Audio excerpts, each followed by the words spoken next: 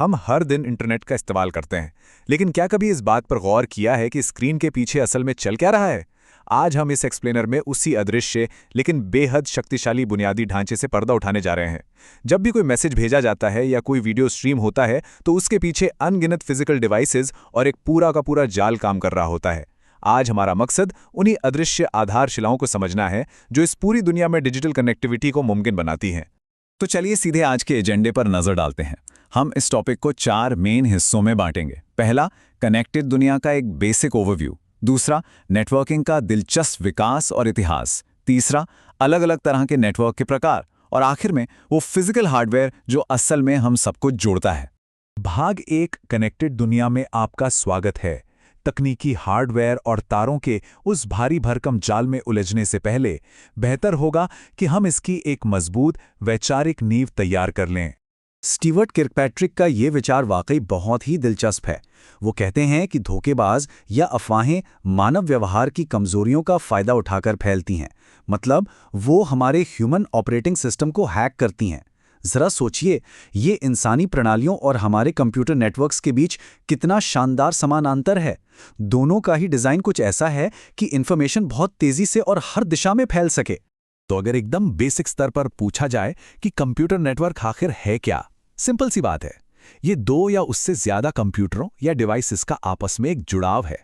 ये जुड़ाव उन्हें एक दूसरे से बात करने, डेटा और रिसोर्स शेयर करने की ताकत देता है।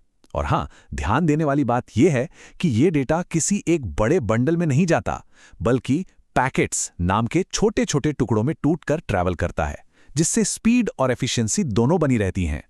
अब इस विशाल संचार नेटवर्क में एक बहुत ही अहम शब्द आता है, नोड। नोड नेटवर्क के अंदर मौजूद ऐसा कोई भी डिवाइस जो डेटा को रिसीव कर सके, बना सके, स्टोर कर सके या किसी दूसरे रास्ते पर भेज सके, उसे नोड कहते हैं। तो वो एक भारी भरकम सर्वर भी हो सकता है, डेस्क पर रखा रोजमर्रा का लैपटॉप भी, या फिर कोई साधारण सा डिजिटल टेलीफोन और स्मार्ट प्रिंटर भी।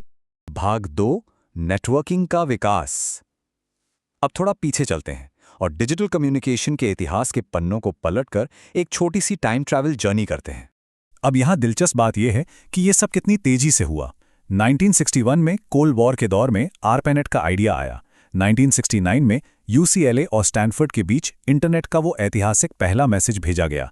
फिर 1971 में ईमेल और हमारा जाना माना @ सिंबल वजूद में आया।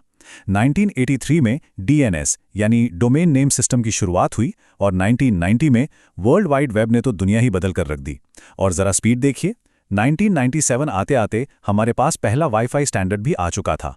वायर से वायरलेस तक का सफर सिर्फ कुछ दशकों में तय हो गया। भाग 3, नेटवर्क के प्रकार। इतिहास के बाद अब इन नेटवर्क्स को उनके जियोग्राफिकल साइज यानी वो कितने बड़े इलाके में फैले हैं, उस आधार पर नाप कर देखते हैं। दूरी और ज़रूरत के हिसाब से ये नेटवर्क अपना रूप बदल लेते हैं। अगर दायरा सिर्फ 10 मीटर के कमरे का है तो वो पर्सनल एरिया नेटवर्क यानी पैन है। इसे बढ़ाकर 1 किलोमीटर तक कर दें तो वो एक लोकल एरिया नेटवर्क यानी लैंड बन जाता है। जब यही दायरा 30-40 किलोमीटर यानी पूरे एक शहर का हो तो वो मेट्रोपॉलिटन एरिया नेटवर्क यानी मैन कहलाता है। और सबसे बड़े स्केल पर आता है वाइड एरिया नेटवर्क यानी वैन, जो कई शहरों, देशों और पूरे महाद्वीपों को एक साथ जोड़ता है। और ग्लोबल इंटरनेट इसी वैन का सबसे बेहतरीन उदाहरण है। पैन के कॉन्सेप्ट को समझने के लिए बस एक नॉर्मल कमरे की कल्पना कीजिए। वहाँ एक लैपटॉप है, स्मार्टफोन है, वायरलेस हेडसेट और एक माउस है, और ये सब ब्लूटूथ या USB से आपस में कनेक्टेड हैं। उपकरणों का ये छोटा सा पर्सनल दायरा ही पर्सनल एरिया नेटवर्क या पैन है। ये नेटवर्किंग का वो सबसे बेसिक लेवल है जिसे हम रोज बिना सोचे समझे इस्तेमाल करते हैं। अब हम आज के इस एक्सप्लेनर के आखिरी और सबसे टेक्निकल हिस्से भाग 4 पर आते हैं, हार्डवेयर जो हमें जोड़ता है। चलिए उन फिजिकल उपकरणों को अनबॉक्स करते हैं जो हमारे डेटा पैकेट्स के लिए डिजिटल डाकिये का काम करते हैं। तो यहाँ सबसे अहम बात यह है कि नेटवर्क हार्डवेयर में एक मॉडेम असल में अल्टीमेट ट्रांसलेटर का काम करता है। देखिए, कंप्यूटर तो सिर्फ 0 और 1 का डिजिटल डेटा ही समझता है, लेकिन केबल्स के जरिए लंबा सफर तय करने के लिए उस डेटा को एनालॉग सिग्नल में बदलना पड़ता है।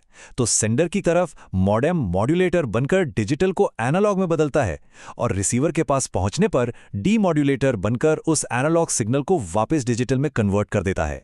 और ये बहुत ही शानदार तरीके से दिखाता है कि कैसे हमारे आम गैजेट्स असल नेटवर्क से फिजिकली कनेक्ट होते हैं। एक तरफ एक साधारण लैपटॉप है जो एक नोड की तरह काम कर रहा है, और दूसरी तरफ वे स्विच पोर्ट्स और केबल्स हैं जो पीछे लगातार भारी डेटा ट्रैफिक को संभालते हैं। ये दोनों मिलकर एक अदृश्य पुल का निर्माण करते हैं, जिससे होकर हमारी सारी जानकारी प्रवाहित होती है। इस वायर्ड यानी तारों वाली दुनिया में अपनी पहचान बताना और फिजिकली जुड़ना दोनों बहुत ज़रूरी हैं। जो नेटवर्क इंटरफेस कार्ड या NIC होता है, जिसे ईथरनेट कार्ड भी कहते हैं, वो डिवाइस को एक यूनिक मैक एड्रेस देता है। ये बिल्कुल उस डिवाइस के डिजिटल फिंगरप्रिंट की तरह है। और दूसरी तरफ होता है RJ45, वो यूनिवर्सल 8 पिन वाला छोटा सा प्लास्टिक प्लग जो डिवाइस को सीधे नेटवर्क केबल से जोड़ देता है। नेटवर्क के अंदर डेटा को सही रास्ते पर भेजने के लिए अक्सर हब या स्विच का इस्तेमाल होता है, लेकिन दोनों के काम करने के तरीके में जमीन आसमान का फर्क है। हब एक तरह से काफी ब्लाइंड डिवाइस है। ये आने वाले डेटा को नेटवर्क के हर एक पोर्ट पर जोर जोर से चिल्लाकर भेज देता है, जिससे डेटा के आपस में टकराने यानी कोलिजन का खतरा बना रहता है। इसके ठीक उलट स्विच काफी स्मार्ट होता है। वो डेटा पैकेट में से डेस्टिनेशन एड्रेस पढ़ता है और उसे बिल्कुल सुरक्षित तरीके से सिर्फ उसी खास डिवाइस तक पहुंचाता है जिसके लिए वो बना है। जब नेटवर्क बहुत विशाल हो जाते हैं, तब राउटर्स की असली भूमिका शुरू होती है। देखिए, लंबी दूरी पर कमज़ोर होते सिग्नल्स को तो रिपीटर्स ताज़ा कर देते हैं, लेकिन राउटर मुख्य ट्रैफिक पुलिस की तरह काम करते हैं। ये अलग अलग लैन और वैन को आपस में जोड़ते हैं और ये पक्का करते हैं कि डेटा सही दिशा में और सबसे तेज़ रास्ते से होकर गुजरे। चलिए, इस एक्सप्लेनर को ख़त्म करने से पहले एक दिलचस्प सवाल पर विचार करते हैं। मान लीजिए कि बस या रिंग टोपोलॉजी वाले किसी नेटवर्क में अचानक कोई एक नोड काम करना बंद कर दे, तो क्या होगा? क्या ये पूरे नेटवर्क को ही गिरा देगा? ये सवाल हमें इस बात पर सोचने को मजबूर करता है कि हमारा ये नेटवर्क डिज़ाइन कितना नाजुक हो सकता है। एक छोटे से बुनियादी ब्लॉक के फेल होने का असर जब पूरे सिस्टम पर पड़ता है, तब समझ आता है कि इन अदृश्य आधारशिलाओं की अहमियत कितनी ज़्यादा है। इस सफ़र में हमारे साथ जुड़ने के लिए बहुत बहुत शुक्रिया।